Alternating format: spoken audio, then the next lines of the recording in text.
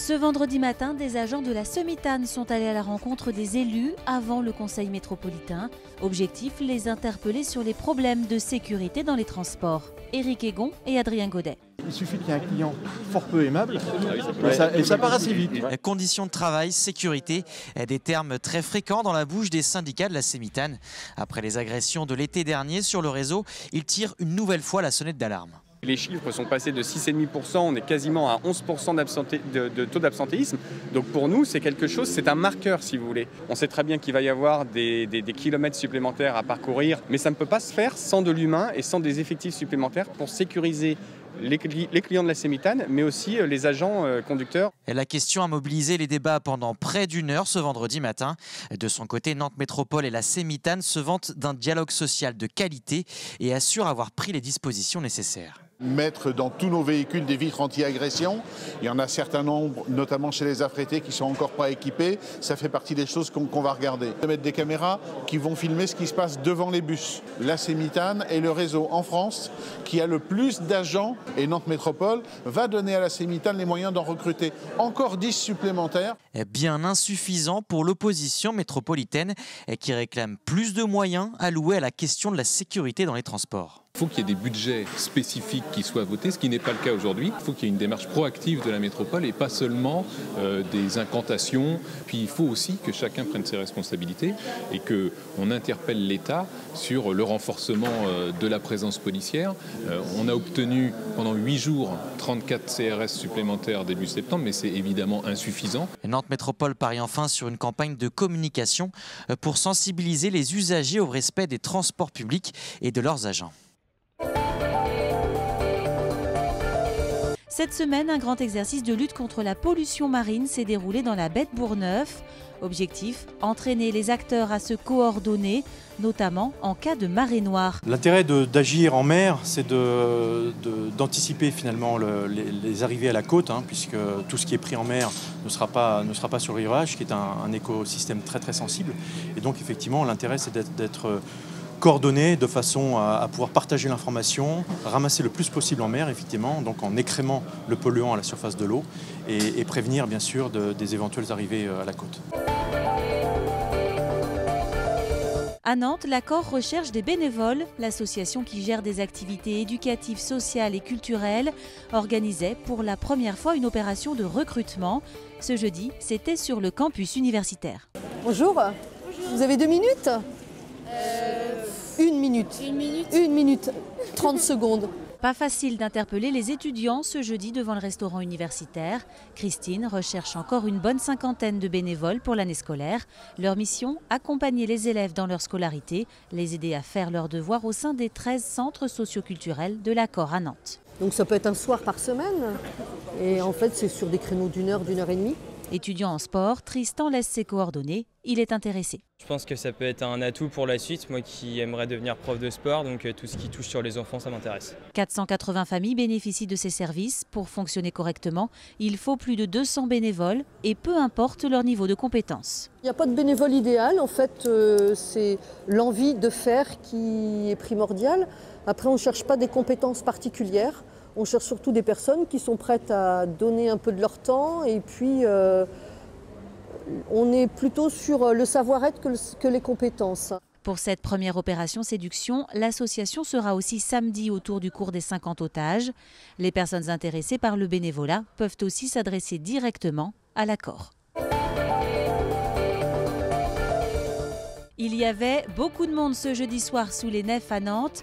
Fun Radio organisait sa partie fun animée par 2 grands DJ du moment, Martin Solveig et Feder. Un concert électro gratuit auquel a assisté Olivier Caillé. Au bord du Malais, j'ai failli rentrer et on m'a fait rentrer, c'était pas du tout prévu. On est patient quand il y avait du mouvement et tout, et gros coup de chance quoi. Tout le monde va pas rentrer. C'est un truc de dingue, c'est vraiment un truc de dingue. Ouais. Il y a eu les chanceux et les autres, ceux qui n'ont pas pu voir l'intégralité de la soirée.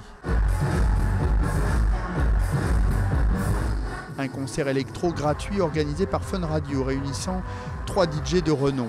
Habitués aux grands rassemblements, les nefs ont pourtant battu tous les records ce jeudi soir avec la visite de plus de 5000 personnes.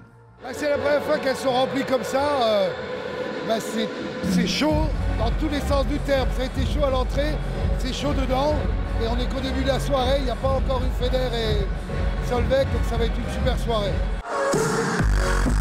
Une soirée débutée par la prestation d'Adrien Thomas, un jeune DJ parisien qui a commencé sa carrière à Nantes. J'étais un peu frustré de jamais avoir vraiment mixé, faire un gros truc dans la ville. Et du coup là, d'avoir mixé ici dans cette ville où j'ai vécu 2 ans et demi, c'est vrai que c'est assez incroyable. Incroyable, comme les nefs transformaient l'espace d'une soirée en une discothèque géante.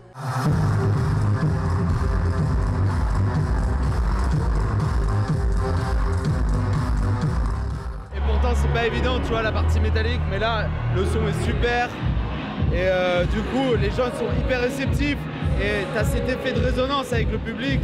Donc tu as l'impression qu'on est 1 million, tu vois, je veux dire, tellement il y a un brouhaha énorme, tu vois. Moi j'adore.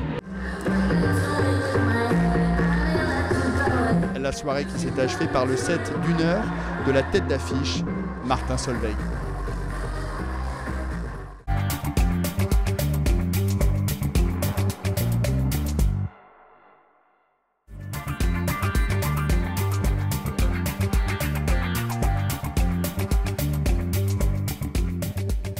Alors le thème des Utopiales de cette année, c'est le temps, qui est un thème très important dans la science-fiction, le voyage dans le temps. Dès la machine à remonter le temps de Wells, évidemment, ce thème apparaît dans la science-fiction et ensuite est fournit tellement de belles histoires, et des histoires tellement extraordinaires qu'il a toujours été présent dans la science-fiction.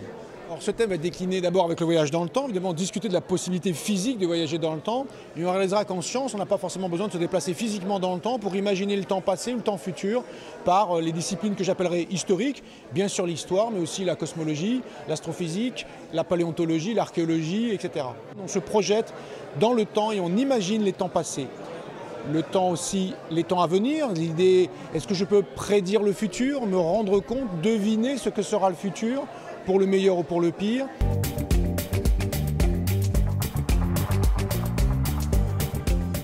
Je crois que dans l'agenda culturel nantais et d'une large région autour de Nantes et même d'une région si large que ça inclut la France entière, je pense que les Utopiales confirment leur importance dans ce paysage culturel et dans la partie de l'imaginaire, lié au support de l'imaginaire, qu'il soit littéraire, bande dessinée, cinéma, manga, jeux de plateau, jeux vidéo. Tous les supports de l'imaginaire sont représentés aux Utopiales, singulièrement dans la veine de la science-fiction et avec de la science dedans. Et donc cette singularité des Utopiales, à la fois comme événement majeur, mais aussi comme alliant, disons, science-fiction imaginaire et science dure, science humaine, est vraiment quelque chose qui font les Utopiales un événement très singulier et très important.